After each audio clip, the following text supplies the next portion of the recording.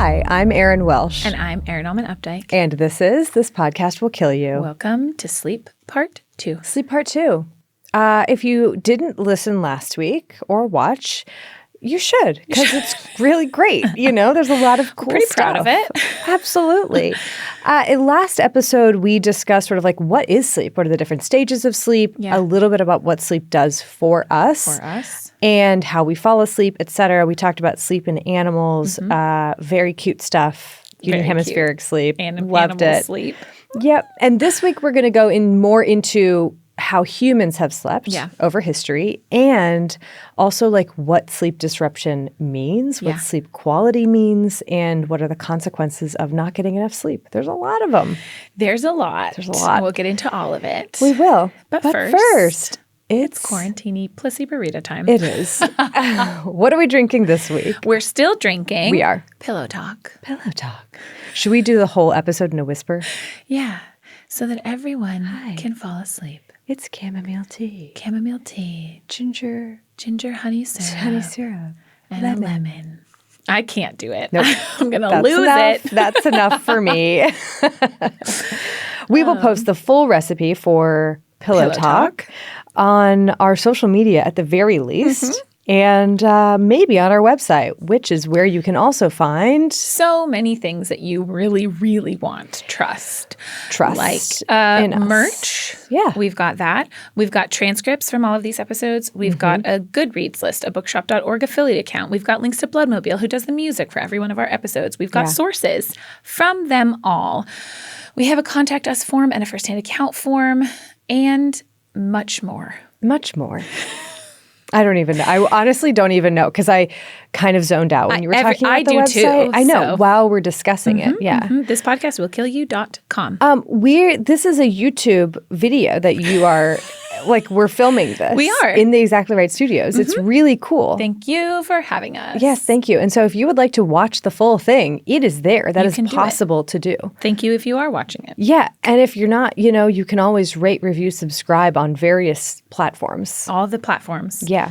That you like to use. God, it's like this is our first time doing this. Every single time. Every time. So on that note. Break time? I need one already. Let's take a quick break, and when we get back, there is so much to discuss about sleep in humans. That was great. Thank you. I say it a lot for the book club. Oh, with that? Yeah. Really? Oh, no, not really. Okay. Okay, break time starting now. Okay. Hi, my name is Kelly. I'm a big fan of the podcast, so it's a real treat to be here sharing my story about sleep, or in my case, lack of it. I was nearing the end of my final quarter at college, and I'd spent my finals week living off caffeine pills and no sleep in an effort to cram for my tests. The day after my last presentation, I decided to go cold turkey on the caffeine, just spend a few hours at my internship and then head home for some uninterrupted napping. My internship, I could feel the heaviness of my week of all-nighters pulling at me, so I asked to leave early and got in my car to battle the early developments of rush hour traffic. As I sat in my car, the stop-and-go movement slowly lulled me to sleep, and the next thing I knew, I was jolted awake by a thud as my car had rolled forward and struck the Jeep in front of me. Because we were going so slow, the only damage done to the Jeep was a cut in his wheel cover. The driver was so nice and checked on me to make sure I was okay and then drove off. Other than being incredibly embarrassed, I was fine, but my car, Betty, the cute little blue car I'd had since I was 16, had damage to her frame and was totaled. Now that I'm older, I'm incredibly cautious of driving fatigued. I was so lucky my wake-up call didn't hurt anyone except poor Betty. Earlier this year, I bought myself a smartwatch. I know that. You do know that. And I started wearing it overnight. When I woke up in the morning, I would check out how my watch said I slept, right? How many hours did I get? How much deep sleep? What was my percentage? How many wake-ups? Oh gosh, only 6.5 hours of sleep? Only 5% deep sleep? Oh, yep, that's when I woke up because my dog was licking himself excessively. Always. No wonder I'm so tired today.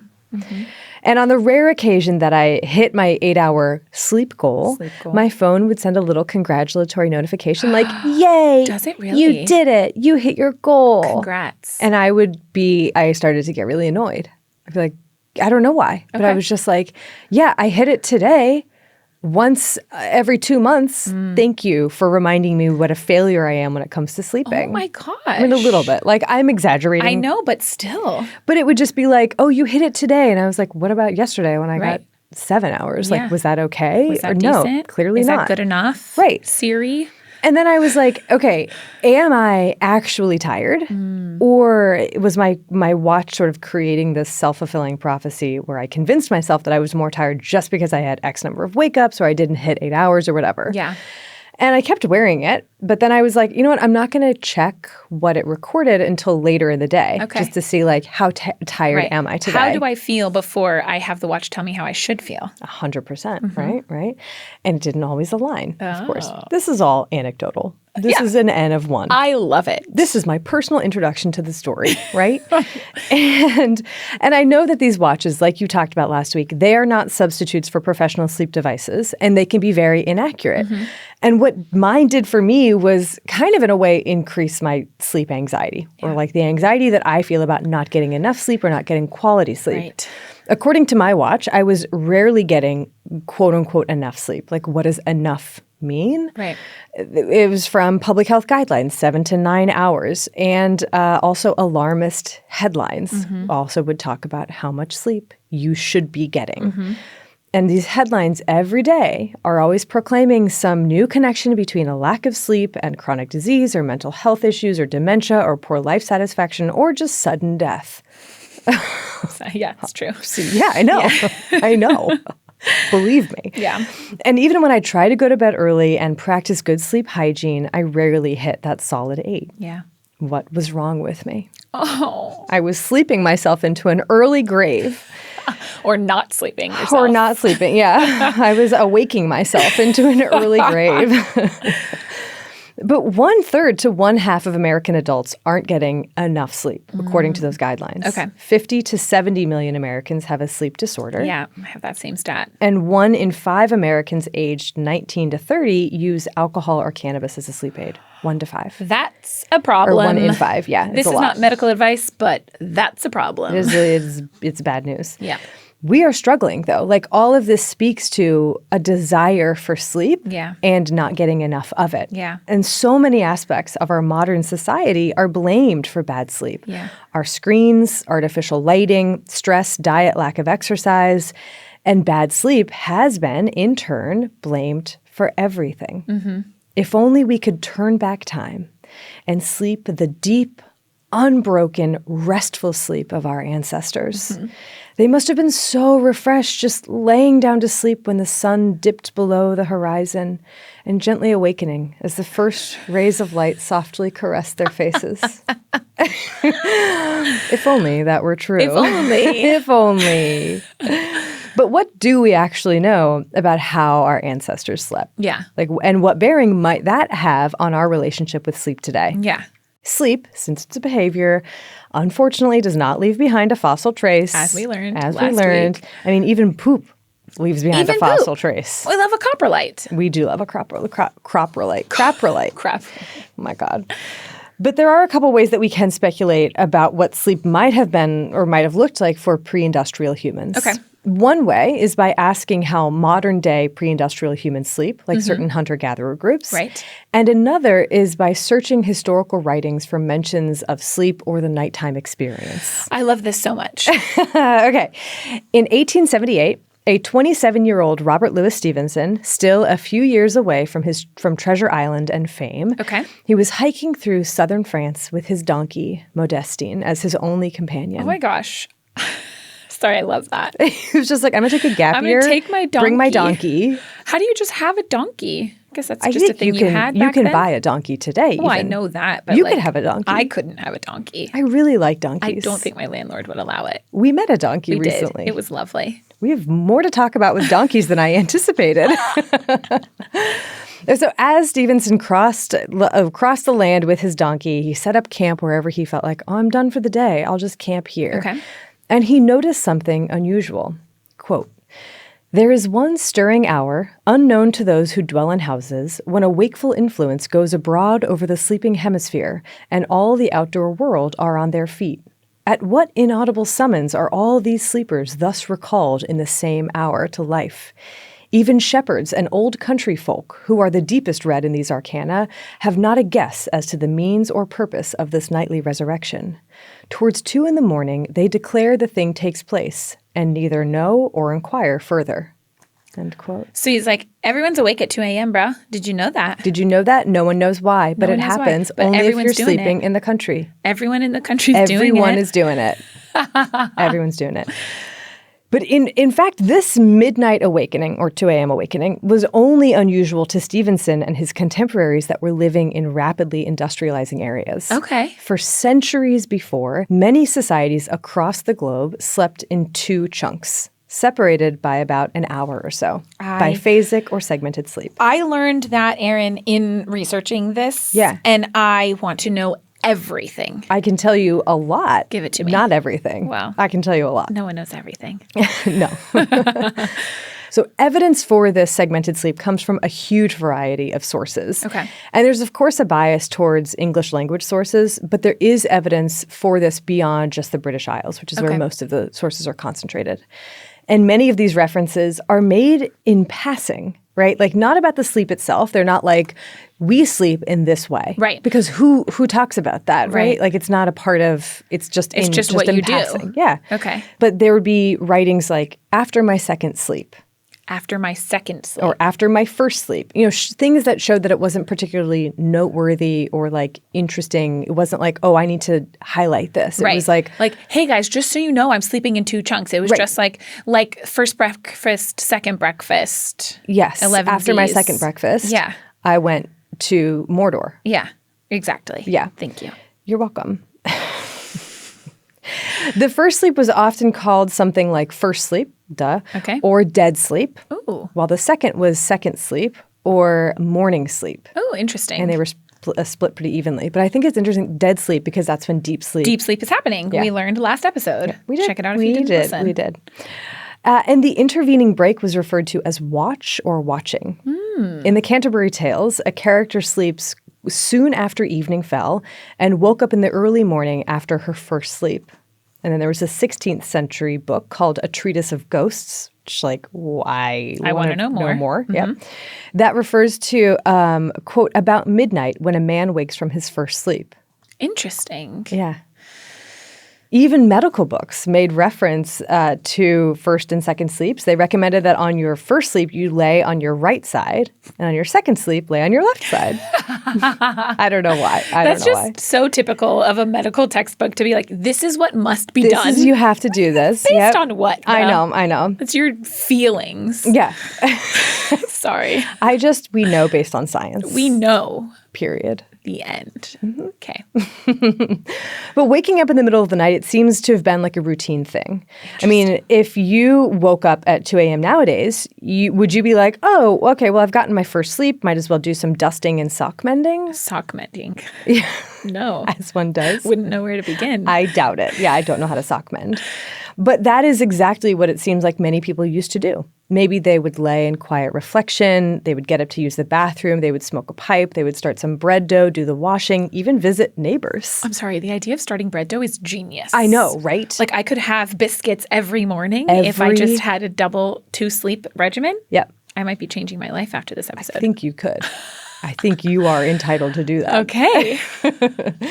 A text from the 1700s says that students should study after their first sleep so they're more refreshed, which sounds like a literal nightmare. Yeah. It's not happening. No. So side note, though, segmented sleep might help explain why today many people have sleep maintenance insomnia, where you wake up in the middle of the night and you're like, I can't fall back asleep. It's like might be a remnant. People think it's a remnant of segmented sleep. I love this. I know. I'm going to have so much more to say about this. Evolutionary origins of sleep disorders. Okay, so these biphasic sleepers, were they going to bed super early in order to get all this sleep?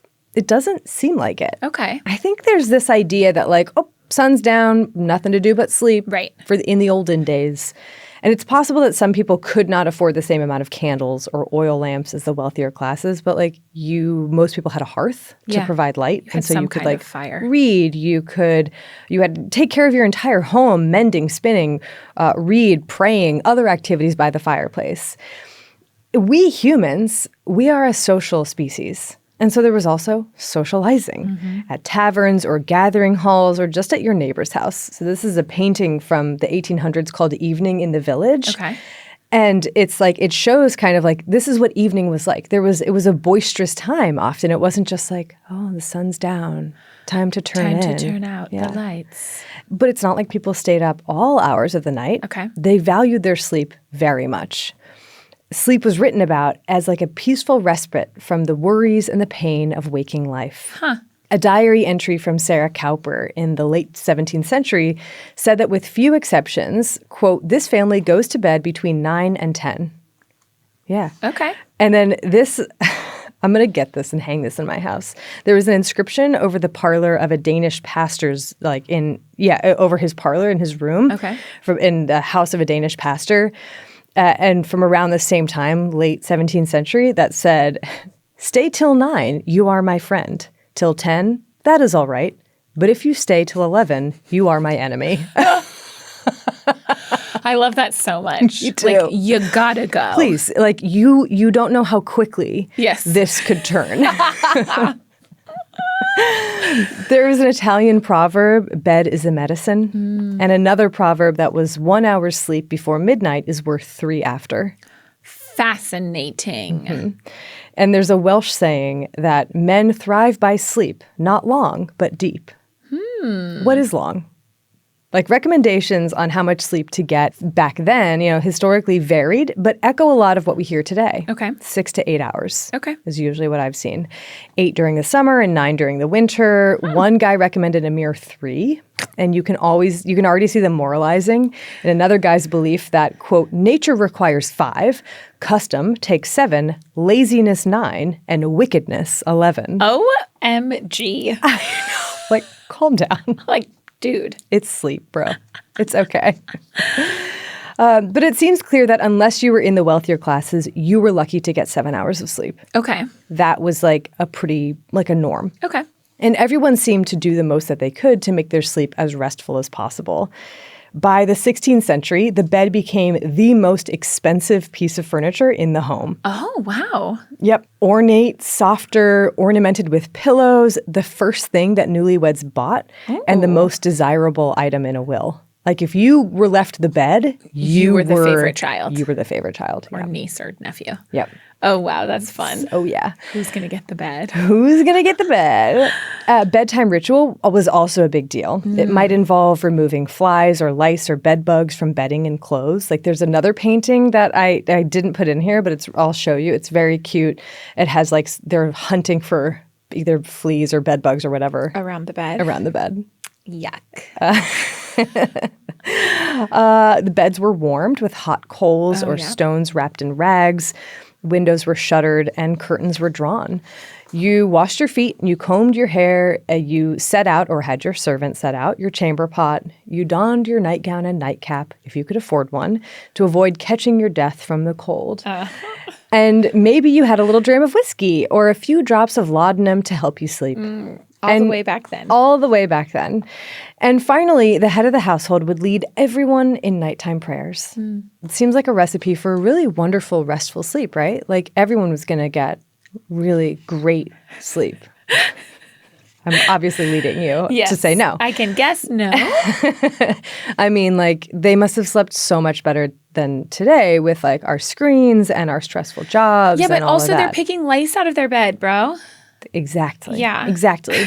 And their beds are made of what? Like hay? If you even had that. Right. Yeah. Many descriptions of sleep from this era use words like restless or troubled. People across the board were less healthy than we are today. Trying to get a good night's sleep when you're sick or you're injured or you have a chronic disease, it can be really challenging. Yeah. There's a painting by the artist William Hogarth from 1750 called Francis Matthew Schutz in his bed. It features a man sitting up in his bed, vomiting into a chamber pot.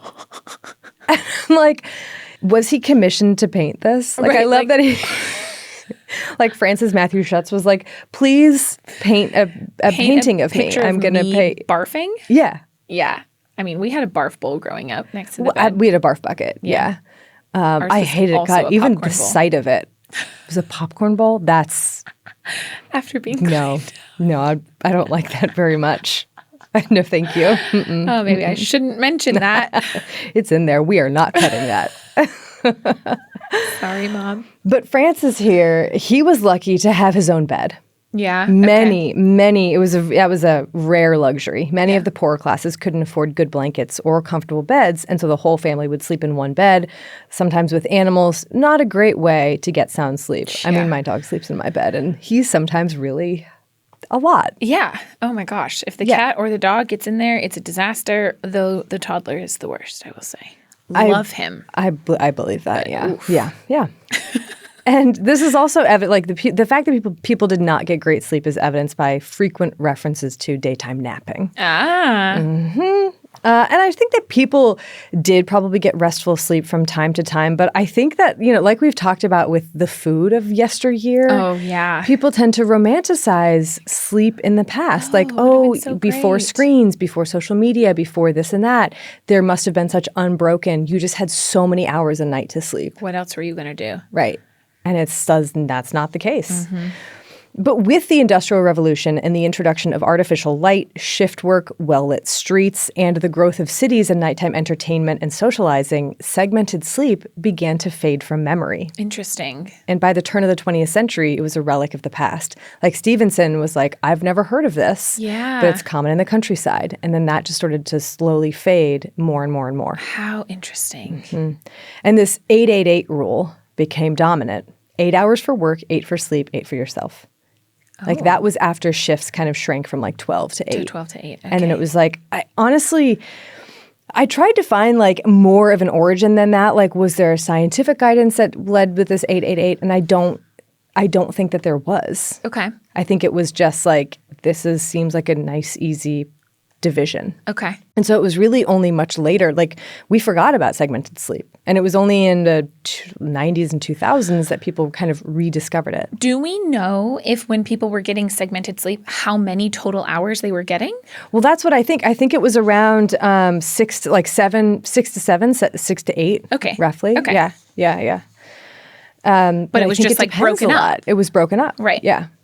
But so in the 90s and 2000s is when this idea of segmented sleep kind of returned or resurfaced with work, especially by Roger Ekirch, 2005 book, At Day's Close. And there's like an earlier paper too, Sleep We Have Lost, I think. Yeah, okay.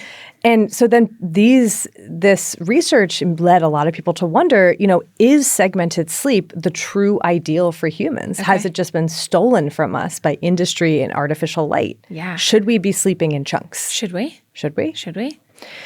The answer is yes. And the answer is no. I mean, it seems clear based on a wealth of historical evidence that segmented sleep and daytime napping was commonplace throughout much of pre-industrial Europe. And in the 1990s, research psychiatrist Thomas Weir conducted an experiment where he deprived people of artificial light at night for a few weeks, over which time their sleep did become segmented. I saw that. I saw that paper. Lay in bed for a bit, sleep for 4 hours, wake for a couple, and sleep for another 4. Yeah. But is it universal, segmented sleep? Right. What about like among humans? Among humans, yeah. What about, quote, pre-industrial societies today, like certain hunter-gatherer or hunter-horticulturalist groups? Okay. Do they have biphasic sleep? Do they? Research is mixed. Mm-hmm. Some groups do seem to have segmented sleep, while others, so the ones that were studied in this one paper that I read, were living in Namibia, Tanzania, and Bolivia, so like quite distributed globally. Yeah. Yep. They don't show any segmented sleep or frequent napping. Okay, so they're just sleeping in one chunk. One chunk. How many hours are we talking? Okay. So there was a study in 2015 by Yedish et al., and it was published that upset this assumption that everyone used to sleep in segmented chunks. Okay. They found that the 3 groups that they observed slept on average 5.7 to 7.1 hours of sleep a night. Interesting. Okay. People went to bed at varying hours but woke up roughly the same time. Interesting. That they slept an hour longer in the winter than in summer. Oh, wow. and that they stayed up about 3 hours after the sunset. Okay, so that's why they're getting a little more in winter because the sun's going down a little earlier. Sun's going down a little earlier. Okay, yeah. Much of those evening hours were spent socializing, and people stayed up as long as they found something interesting going on or they wanted to participate in like storytelling or singing or whatever it was.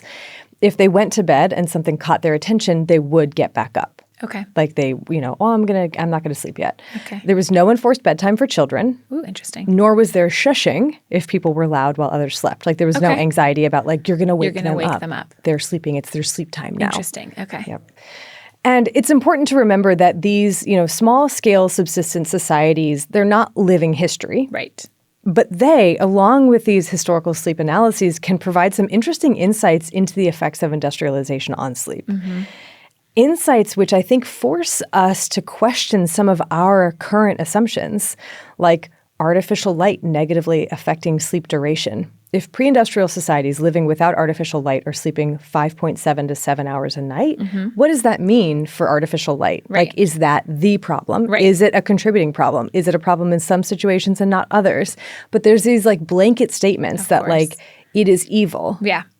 And it's just really your screens are destroying your sleep. Are destroying your sleep. Yeah. Maybe they are. Oh, yeah. Is it the screens or is it the content that you're what we're doing on screen? We talked about that doom in our scrolling, circadian rhythm episode. Yeah. But if we are sleeping similar amounts as pre-industrial societies, both historical and modern, what's the issue? Like, are we all sleep deprived? Have we as a species been sleep deprived for millennia? I mean, but like really? Yeah. Maybe. I mean, when you consider what we know about sleep in humans, segmented, non-segmented, go to bed soon after sunset or later in the evening, there's one rule that comes out. We are predictably unpredictable sleepers. That's it. Flexibility is built into our sleep, especially when it comes to sleep timing. Okay. And that is key to what makes us human. Oh. Yes. Okay. Over our species' evolutionary history, we spent those evening hours socializing, storytelling, exchanging ideas, building relationships, philosophizing, becoming more human. Research has shown that the topics of nighttime conversations tend to be more abstract and creative. Oh, that's so weird and interesting. Using things like storytelling. I mean, like, think about when you're like sitting around a fire. Right. Yeah. The weirder things get, the longer you're awake. Even when there's not alcohol involved. Even. But during the day, the topics are more, they're more like practical, immediate concerns. Right. How do we solve this problem right now? What are we going to eat for dinner? Exactly. Not like, what does dinner mean? What is the meaning of life? Yeah. And maybe in the winter months, we wanted to turn in early. And in the cool summer evenings, we huddle around a fire. We stay up late one night and squeeze in a nap the next day. We have different chronotypes. We have daylarks and night owls. This is probably a part of this. It was beneficial to have people sleeping and awake at times offset from one another. Interesting. Continuous predator watch, childcare, things like that. As a species, as individuals, we are flexible sleepers. But that flexibility is no longer serving us well because we live in an inflexible society. You have to be at school at 7:20 a.m. or you're getting a tardy slip. Yep.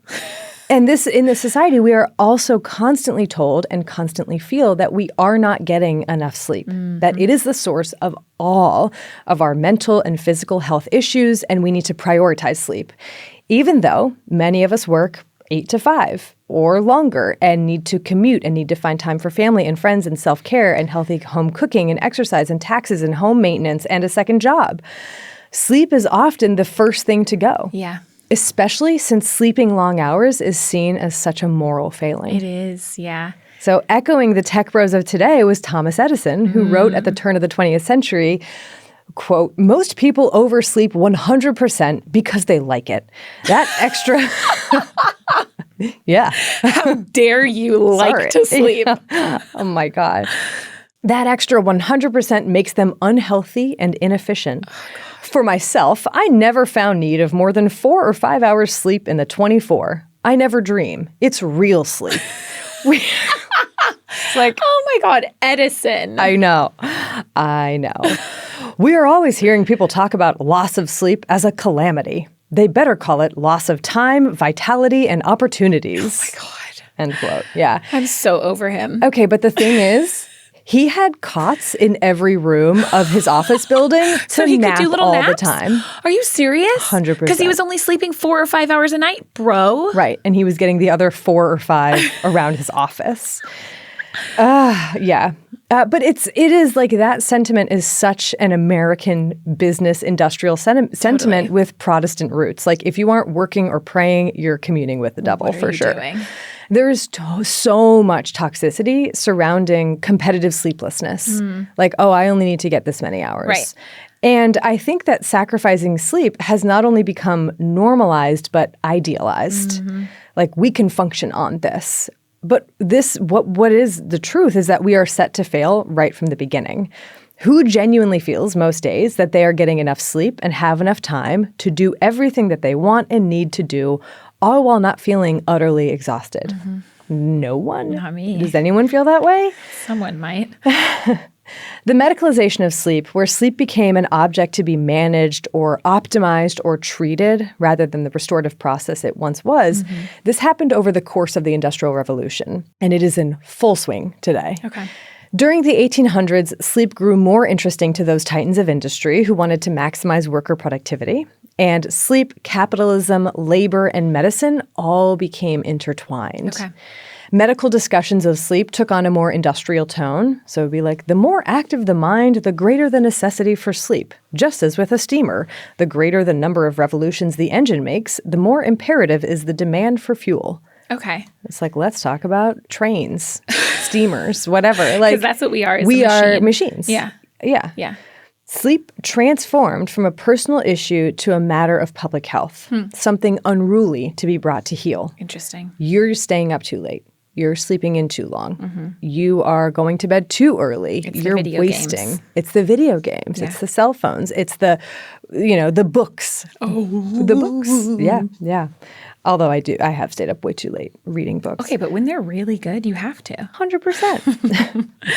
And then with the development of the EEG in the 1930s, it became something that you could objectively measure. You could assess sleep duration before, of course, but like this was a whole new dimension. Yeah. And with that came conflict. How do you determine sleep quality? Is it based on the EEG or how well rested someone feels? Is it based on their duration or whether they feel like they got enough sleep? How do you define insomnia? Sleeping less than the recommended amount or wanting to sleep more but not being able to. The medicalization of sleep, which continued over the 20th century, it led to this very narrow picture of normal sleep. And with that in place, medicine could now, number one, identify pathological deviations from that norm, and two, develop treatments or therapies with the aim of returning someone to quote-unquote normal sleep.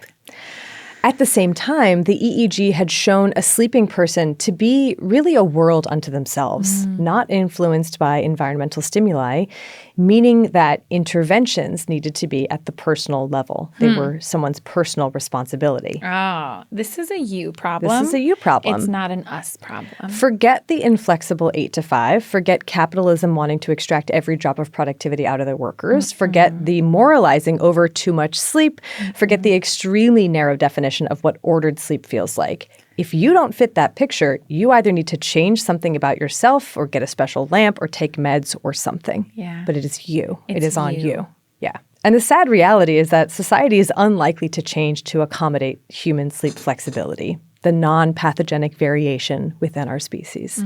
We have variation. It does not mean that you are wrong or broken or disordered. Yes. And there is disordered sleep. Oh, definitely. I'm not We'll saying talk that there about it. isn't. Yeah. But what I'm saying is that like we feel like we have to fit ourselves into that rigid structure of going to bed at 10, waking up at 6, feeling super well rested, not having any naps because who needs naps? Naps are for the lazy, right? I can't wait to talk more about naps. I mean, there are also, like, I didn't get into this, but there was a big push for certain companies to adopt, like, napping flexibility to increase productivity, of course. It's always about productivity. Yeah. Yeah. But also, I think it did have a relationship. There's so much good 100%. data that allowing napping naps is great. increases productivity. Yes. Just like working from home. Yeah. But when we fail to get that solid 8 hours uninterrupted beauty sleep, when we feel tired, when we struggle to fall asleep, we might feel like a failure. And the medicalization of sleep has been a great thing, right? It has helped us to diagnose and treat people who are suffering from disordered sleep. It's allowed us to define what disordered sleep is, and it gives people solutions when they are especially desperate to actually get some sort of rest. Yeah. It's been a real lifesaver when it comes to sleep apnea, for example, huge. It has helped us to better understand the negative consequences of sleep deprivation, which are very real and serious, and the importance of getting adequate sleep. But it has also given us this very narrow definition of normal sleep, leading us to overpathologize and overtreat, especially with the direct-to-consumer marketing of sleep medications that convince us that we're all overtired or not getting enough sleep. What even is excessive daytime sleepiness anyway? It's got actual definitions. I know that it does, Right. but it's like the commercials don't say what Right, it is. They're right. just like, are you tired? Yeah. Buy this am. medication. I'm Ask your always doctor tired. about, yeah, exactly. Yeah, I know. Exactly. I know. And we start our obsession with sleep from a very young age. Like, what proportion of kids' books are about sleep and needing to sleep? I've read so many of them. So many. Hello, I was tracking my child's sleep. Yep. Yeah. Yeah. And it consumes It's consuming. the parents of newborns, especially right now, because Sleep there's such a market schedules, for it. There's such What a is your market. baby's wake window, etc. It makes me like viscerally upset. Well, I think because sleep is and should be a restful thing. It's a restorative process, but now it has become a stressor rather than a stress reliever. And it creates the cycle where the more that we worry about sleep, the worse sleep we get. Yep. And it's clear that many people around the world struggle with sleep, myself included. And maybe those issues are the result of our genetics, our individual choices, our life stage, our stress levels, our inflexible society, or all of the above. But I feel like one thing that I really took away from this and found helpful is that achieving society's definition of ideal sleep, quote get into unquote, night after night after night, it's probably a losing battle. And variation is normal. It is the norm. The average is not necessarily the ideal. Just like how few people actually have 28-day menstrual cycles, who actually gets 8 hours of sleep on average a night with this much deep sleep and this much REM and so on and so forth. Erin, maybe you'll tell me the answer. Well, no. Well, tell me some things anyway. I can't wait to, especially to get more into naps and split sleep and how we define good. What is quality sleep? What is it? Let me tell you. Who gets to say that? Let me tell you. Okay. Since the 1980s, it's estimated that on average in the U.S., sleep duration has declined from closer to an average of 7.5 hours per night to just over 7 hours. So we've lost a half an hour of sleep. In that same time period, the prevalence of adults who report sleeping less than 6 hours per night has increased from 22% to 32% between 1985 and 2017. So more people are sleeping less than 6 hours a night. And on average, we're sleeping 30 minutes less than we used to. And like you mentioned at the top, as of 2012, at least, it's estimated that between 50 and 70 million Americans, which if you extrapolate that out globally is billions of people worldwide, are estimated to have some type of chronic sleep disorder. But is that true globally? I don't know. Yeah. Because there was a paper from the UK that actually suggested that we haven't changed, or at least they haven't really changed much in their sleep duration between the 1970s and now. If anything, sleep duration maybe increased by a few minutes on average. So what is that sleep duration? Around that 7.5 hour mark. 7.5 hours. Still around that 7.5 hour mark. Okay. But studies out of Finland and Sweden are slightly more in line with US numbers, that maybe over the last 30, 40 years, we've lost a few minutes of sleep on average per night. Sleep duration is getting quote unquote worse rather than quote unquote better. Yeah. Now, there is no doubt, and I don't want to underemphasize this, that there are substantial individual and public health consequences of a lack of sleep. Absolutely. So you were asking, why is this 8 hours, why is this a magic number? It's really, I think, it mostly comes from the data that we have that when people get consistently less than 7 hours of sleep per night, they have some negative consequences in both the short term and the long term. But this is a U-shaped curve. So we see that people who are consistently sleeping less than 7 hours or more than 8 or 9 hours all have long-term health consequences. But Erin, like, what is normal for one person? You know what I mean? Right. It's like, going to depend. Exactly. And that's why it's always also a range. Like it is, all of the literature is like, it is a range. No, I know. And it's a lot of the data on like people who are getting short duration sleep. The people who are getting short sleep are actually usually getting less than 5 hours, even though they then lump them with people who are getting less than 7 hours. If that makes sense. Yes. So they get lumped together as this less than 7 right. hours, but most of them are actually getting less than 5. I mean, I understand all that, but again, we are like in last episode, you talked about how much sleep one individual person needs is highly variable and is very individual throughout their lifetime and blah, blah, blah. Yeah. But we're still making as like these public health guidelines that are like, if you are getting more than 8 or 9 hours of sleep, that's bad for you. But what if someone, like there are people who, is that what they need? Well, as an individual level or in their life stage? That also is, we think that a lot of that, especially when it comes to long sleep, like people who are sleeping longer than 9 hours on average, is that actually reverse causation? Is there something going on that is a health consequence and the sleep is a consequence of that health like problem or whatever, rather than the sleep being the cause of any of these health problems. Yeah. So we don't really know, but there has even been studies that have shown just an increased risk of all-cause mortality with sleep less than 5 hours and with sleep more than 9 hours. I mean, less than 5 is very short. It's very short, exactly. But again, they often lump it is less than 7 or less than 5. So they like in these studies, they kind of group them in that way. Big boxes.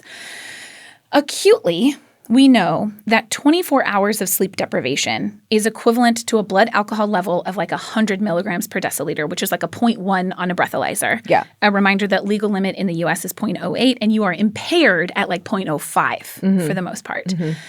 But the long-term effects are also very serious. So I want to kind of get into a little bit of what we see. These, like, what are these? Okay, I said there's negative health effects of short sleep. Yeah. What are they really?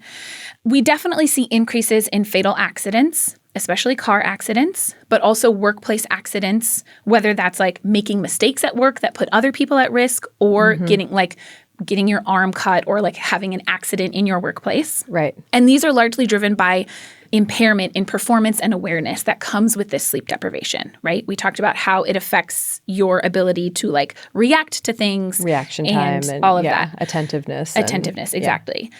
But we also see big increases in risks of cardiovascular disease. Mm-hmm. So that's heart attack, stroke, heart failure. We see increases in high blood pressure. We see increases in diabetes.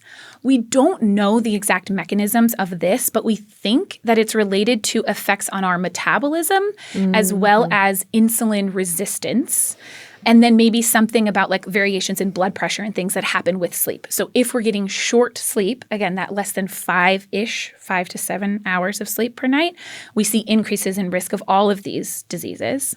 We talked in our circadian rhythm episode about the very strong associations between shift work, which tends to result in sleep deprivation, and increased risk of cancers. Yeah. And we don't really know the mechanisms there, but we also we know that sleep has a huge effect on our immune system. And so a lack of sleep can increase inflammatory markers and things like that. And we see sleep affected in a variety of ways in a variety of psychiatric and neuropsychiatric disorders, including depression, bipolar, anxiety, and dementia. Sleep architecture is hugely affected in dementia. Is it causal? Is it consequence? Exactly. We have no idea. Right. But we know that it's like very involved. That's like, and that's what, there's like, this is where the headlines I feel like are really frustrating because it's like, we know, for instance, in Parkinson's disease that sleep disruption is one of the earliest symptoms. Yep. And it's usually something that you only look back on and go, Yep. Just like constipation, actually. Just like constipation. Mm-hmm, mm-hmm. But I feel like there are headlines that then suggest that like if you are not getting sleep, you are at risk of these disorders. Right. And it's like, is that true? What role does it play? Right. Yeah. Yes, you're right. Like we don't really know, especially when it comes to like causal versus consequence and things like that. I also do want to just point out that there's also a lot of data that shows, especially in the US, that there's huge socioeconomic and racial disparities in who is getting quote unquote enough sleep. Who's having to work 2 jobs, 3 jobs, and have to do childcare. It's like, So who is at risk for sleep deprivation or having short sleep? And because we know that short sleep is associated with a lot of the same health outcomes that we see huge disparities in terms of race and socioeconomics when it comes to things like heart disease, diabetes, blood pressure, these things that are also related to sleep. Like you can't really disentangle those things very easily. But there's a few big caveats, I feel like, to all of this. And you pointed out so many of them already in what you were talking about. First is that whether we have this number of 7 to 8 hours, because again, that is what this like kind of large scale data all converges on, that less than 7-ish hours, more than 8-ish hours, we see more negative health consequences. So that means that the ideal for adults is 7, 8-ish hours. Does it have to happen all at once? Or can a split sleep schedule, can siestas or naps or reposas, can that count? And there's not a ton of data on this, but the data that has actually looked at it, studies that have looked at like a split sleep schedule or looking at naps, they absolutely count. Yeah. So it is not about getting 7 uninterrupted hours of sleep. It is 7 total hours of sleep in a 24-hour period. And we know that especially in the cases of things like shift work, where you can't avoid the fact that you only have this number of hours between work or whatever, that having naps can have a huge increase in performance, decrease in accidents. Like it really improves outcomes. But the other thing is that if we need 7 to 8 hours, it needs to be good quality sleep too. But all of the data that we have on the negative effects of sleep really rely largely, with a few exceptions, on total duration of sleep. It's all about sleep deprivation, right? Where it's like, we know that if you're not getting enough hours of sleep, you're having these negative health outcomes. We don't have nearly as much data on what makes good sleep good sleep. Okay, but I have like just a question or a thought to because we're talking about how sleep deprivation, duration, et cetera.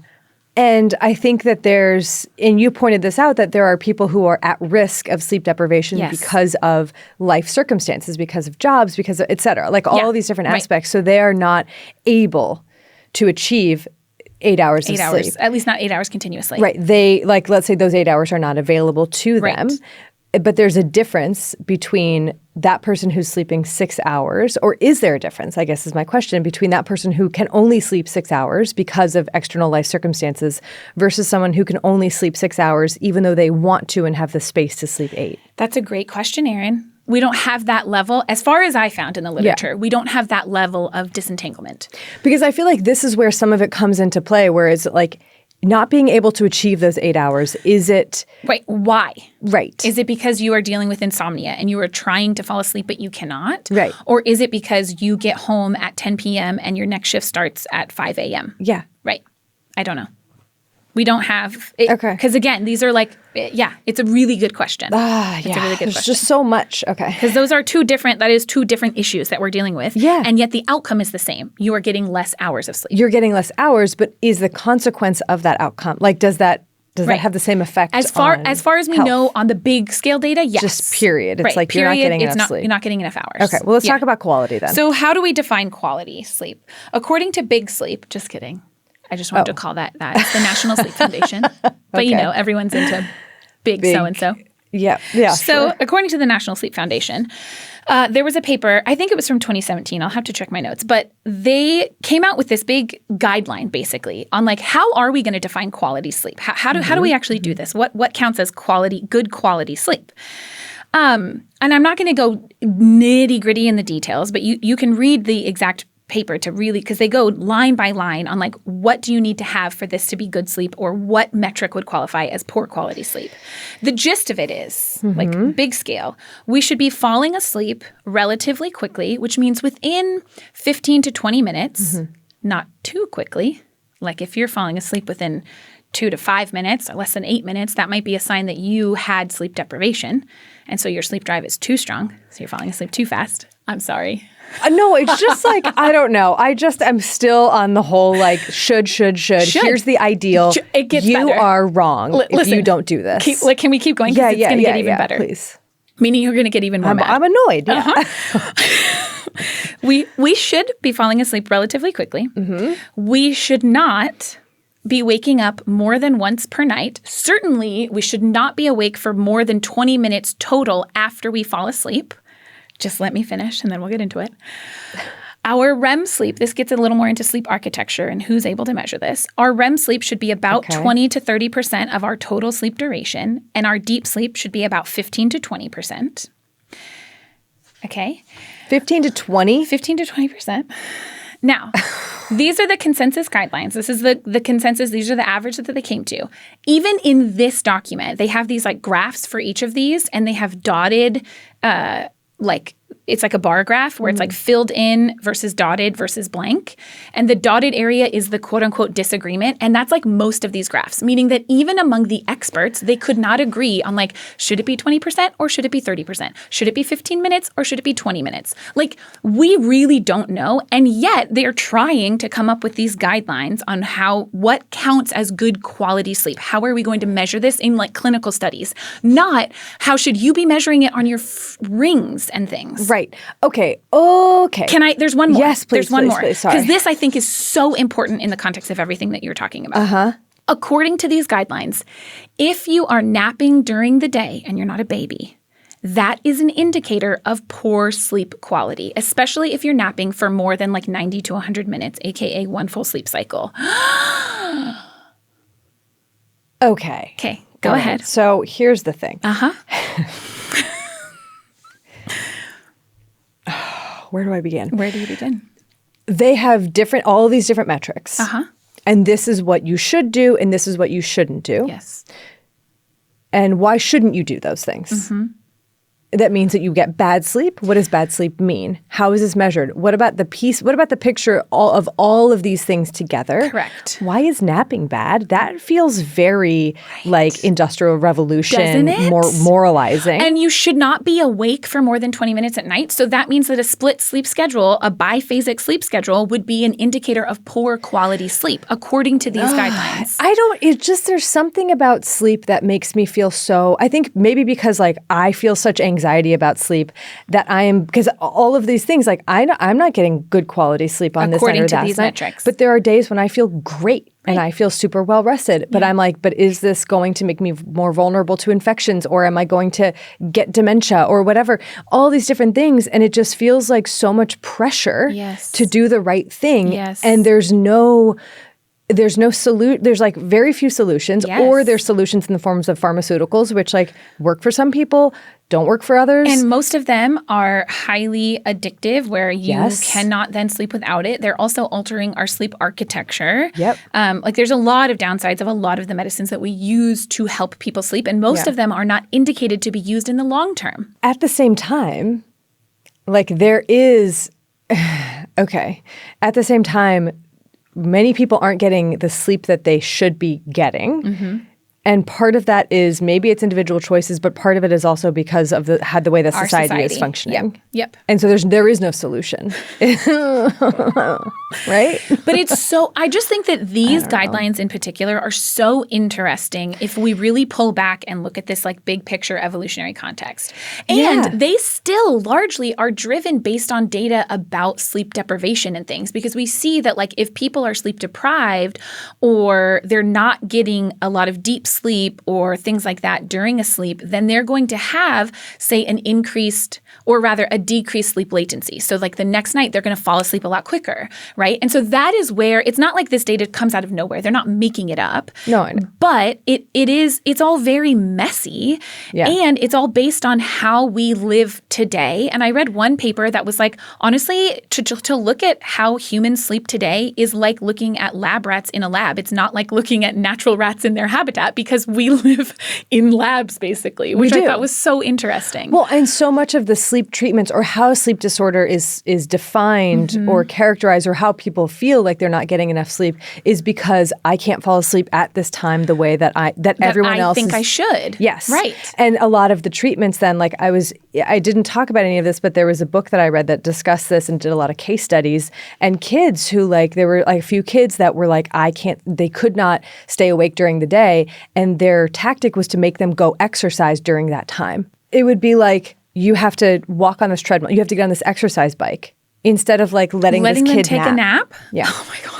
And same thing, like somebody was like, I had to quit my job and find a more flexible job because I could not wake up or I could not sleep at whatever it is. Right. But it's like in those situations, or like I was on this medication that allowed me to sleep during these times when society was telling me to sleep. Yeah, that I had to sleep then. But it's just like it shows such a bias towards what we define as ideal sleep and the way that medicine and capitalism are hand in hand in this. Oh, 100%. Yeah. It's so interesting. Like I feel like this has changed the way that I think about sleep. Totally. It's really interesting. But at the same time, there are quite a lot of sleep disorders. Yes. And again, we do need sleep. And it seems that on average, we need somewhere between 7 and 8 hours as adults. You could maybe say 6 to 8 hours. I just find that so interesting. Yeah, 6 to 8. But like historically, and then, pre-industrial societies today, getting 5 to 7 or 5.7 to 7. Yeah. So that's pretty close to 6 to 7. But like 6 to 7 today is like, that would be low. I think based in medicine, on guidelines. No, in medicine, that's usually considered pretty. But you were talking about short sleep being less than 7. Well, again, because they lump, most of them are getting less than 5. I feel like 7 is the number that is most common. So you're right. 6 would be probably considered not enough today. Right. Yeah. But it's all on average too, right? I know. And if they're getting more in the winter, but we're not because why is it the fluorescent lights? I don't know. It's a little bit of a mess, but there are a lot of sleep disorders, and they're all really important, and they all deserve their own episode, which we're not doing today. We will be doing narcolepsy. We will be doing insomnia. We will be doing sleep apnea. Sleep apnea. We should do that one soon. We should, because we can, like you're saying, kind of group those. Those are 3 of the big categories, really, or they fit into 3 categories of sleep disorders. So I'll mention a few of the biggest ones, just so that people know like how we define these big scale. Insomnia is probably the first one that people think of if we think of like sleep disorder. Maybe, I don't know, a lot of people. And there's different ways to define it if you're dealing with, a little bit of insomnia, meaning like acute insomnia, jet lag versus chronic insomnia. But usually it's either not being able to fall asleep or not being able to stay asleep once you're asleep, which again is so interesting in the context of this idea sleep of biphasic maintenance sleep. Insomnia. Yeah. And it's estimated that at least in the U.S., anywhere from 10 to 20% of adults have either chronic insomnia or intermittent issues with insomnia. So 10% chronic, 20% intermittent. We talked again in our circadian rhythm episode about circadian rhythm sleep disorders, which is, whether it's just a mismatch between what your job or your environment requires or because you have to do shift work, whatever it is, whether you're a teenager and your school starts at 7 a.m., but you have shifted to be a night owl. So that's a whole nother set of sleep disorders. Then there are sleep-related breathing disorders like obstructive sleep apnea, and this is where I think we can get a lot of data about sleep quality, because sleep apnea is not necessarily changing your sleep duration at all, but it results in fragmented sleep because you are frequently arousing during sleep. Yep. And you're basically going from non-REM sleep to awake for very short periods. You might not even ever be aware that you're doing it, but your brain is doing it. On top of the fact that you are not breathing, so your body and brain are not getting oxygen. Yes. Alert. That's why you wake up. Yes. And so that has huge consequences, especially on things like cardiovascular disease, high blood pressure, diabetes, metabolic syndrome, all those things. So obstructive sleep apnea is a very serious disorder, and it's estimated to affect close to 15% of adults in the U.S. 15%. Such a high number. And then there's the opposite end of the spectrum, which are disorders of central hypersomnia, like narcolepsy, which is the most well-known. And that results in sleep attacks during the day and this interrupted, more fragmented, and less consolidated sleep at night. We also see, especially with narcolepsy, we see what's called cataplexy, where you have the muscle atonia that we usually associate with REM sleep. Yep. That is associated by emotional arousal or sometimes just happens randomly. Yes. At inappropriate times, meaning not while you are asleep. Right. And then we have, there's other hypersomnias as well. And then there's things like parasomnias, which we see with things like Parkinson's. Or we have sleep-related movement disorders like restless leg. Like there are a lot of sleep disorders that are affecting people's duration and quality of sleep, even though we don't have great metrics to kind of look at all of that. Yeah. And then what I think is interesting is part of what you were saying, Erin, is that there's often a disconnect between what our watch says and what we feel. What feels normal and how we can – I feel like that is something that I struggle with sometimes. Like, is the tiredness I'm feeling excessive daytime sleepiness? Is it excessive daytime sleepiness? Or am I just like – is it fatigue, which is different than sleepiness? Yep. Or am I just like, it's a down period or whatever? Yeah. Like there's so many things. Am I just sitting at my desk for 12 hours a day? Right. And we can often see big like disconnects in terms of how much sleep someone is getting if we're measuring it and how much sleep they feel like they're getting, how rested they feel in the morning. So like all of that is hugely important. And the less sleep that we get actually, especially acutely, we know this more from acute data. We are less good at recognizing our own deficits, much like with alcohol, right? Once you're drunk, you don't realize how drunk you are. Once you are sleep deprived, you don't necessarily realize how sleep deprived you are. Interesting. Yes. Especially, we have a lot of data on that in the acute term. Can you say more about that? Yeah. So like someone who has been sleep deprived for, let's say, 24 hours or something like that, we know that they're like it's like they are drunk, right?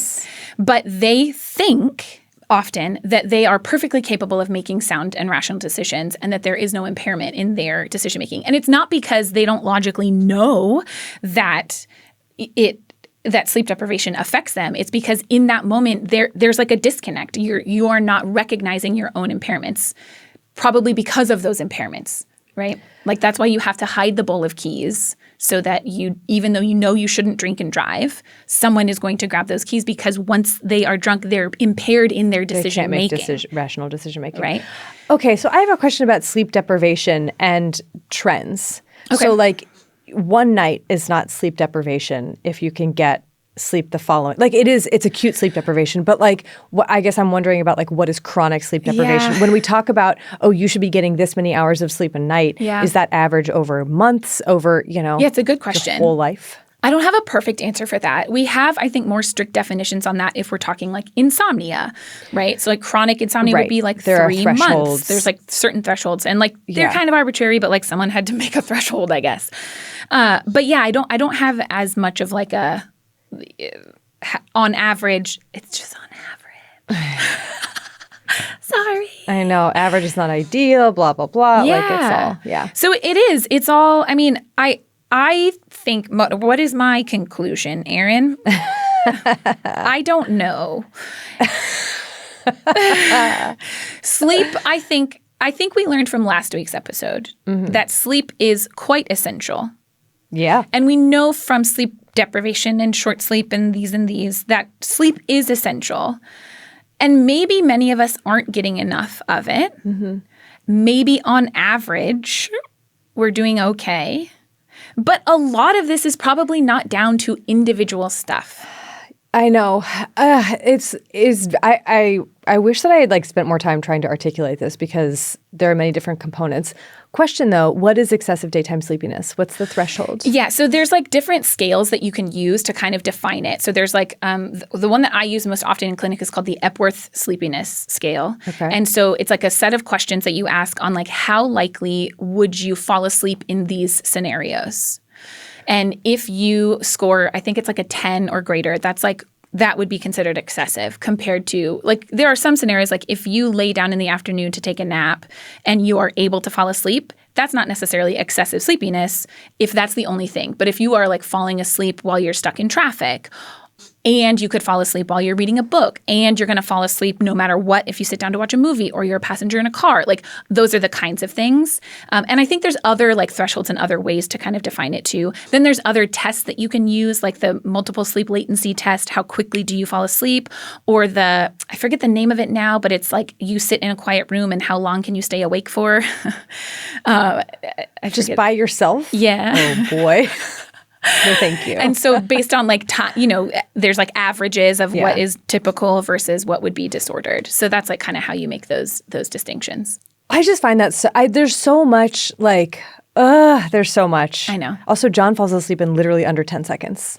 I mean, I do under too. 10 seconds. Maybe You're not a 10 very seconds, fast but I'm sleeper. very fast. Yeah. And it takes me a long time. I wish I could nap. I can't. What does that mean? What does that mean? What does that mean? But I mean, I think that it's all like, I don't know. And so much too goes into it, right? Like I didn't even get into this, but there's like data on like what you eat for dinner, what time you eat dinner, the concentration of glucose versus fats versus this in your food, how much caffeine you're drinking, what time you're drinking that caffeine, how your individual body metabolizes that caffeine. Are you drinking alcohol? Did you drink alcohol yesterday? There is so much that goes into this. Are you stressed? Do you have kids? I'm stressed Do now. you live next to traffic? Like, there are so many things that are working against us. Yeah. And at the same time, it's also like, I think part of what's working against us is this emphasis on like the right sleep. The quote unquote right. And I think that really does. I think that you're very right that like when we blanket statement anything, which like in some regards we have to from a public health perspective. Absolutely. Give this guidance. Sleep is a public health issue. It is. But does that mean that every single person needs to be getting exactly 7 hours every night? No, that's not what that means. Right? But it's very hard because then that's an individual level communication of like how rested do you feel in the morning? Are you having sleepiness? Are you having issues at work? Like how do you feel? Like, and that's not something that you can do in a set of public health guidance. Right. I think it further creates this disconnect between being able to ask yourself how you feel about the sleep that you're getting and what you are comfortable with. And then also like, what is the ideal? Are you achieving that? You don't look like this picture of normalcy. Yes. And it's this non-pathogenic variation in human species that does exist. And that also exists to our detriment because of the way that society functions. Right. Drop that mic. Tell them where they can learn more. Many places. Okay. Actually, really, there were some very interesting parts of the book that I read called The Slumbering Masses, Sleep, Medicine, and Modern American Life. Love it. By Matthew Wolfmeyer. And then by that At Day's Close, Night in Times Past by Roger Ekirch. And then that paper by Yedish et al. From 2015, Natural Sleep and Its Seasonal Variations in 3 Pre-Industrial Societies. And then there's a paper by Schultz and Salzarulo, 2016, The Development of Sleep Medicine, A Historical Sketch. And many more on the website. Actually, not that many more for this one. I had a number of papers. One that I really liked was from 2007 from Cellular and Molecular Life Sciences that was titled Sleep and Sleep Disturbance, Biological Basis and Clinical Implications. There was one from Sleep Medicine Clinics from 2024 that was titled Sleep Deficiency, Epidemiology and Effects. There's another one that I actually really enjoyed from 2024, Nature Human Behavior, that was titled Individual Sleep Need is Flexible and Dynamically Related to Cognitive Function. How about that? How about that? But we have a lot more on our website, thispodcastwillkillyou.com, under the episodes tab. We do. A big thank you to Kelly again for taking the time to share your story with us. We really appreciate it. Yeah, we do. We really do. Thank you. Yeah. Thank you to Bloodmobile for providing the music for this episode and all of our episodes. Yes. Thank you so much. So much. To Boomer and Sabrina and Tom and Liana and Brent and Pete and everyone. Everyone. At Exactly Right. Everyone. Corey, Jessica, Christina. There's too many. Honestly, everyone. Thank you. And a big thank you, of course, to our listeners, to our watchers, to anyone who enjoys this podcast in any way or doesn't enjoy it and just has to watch it for a class. Thank you for watching it or listening. Yeah. We really appreciate it. And a big thank you also to our patrons. Your support really does mean the world to us. It does. Thank you. Well, until next time, wash your hands. You filthy animals. And get some sleep. Get some sleep.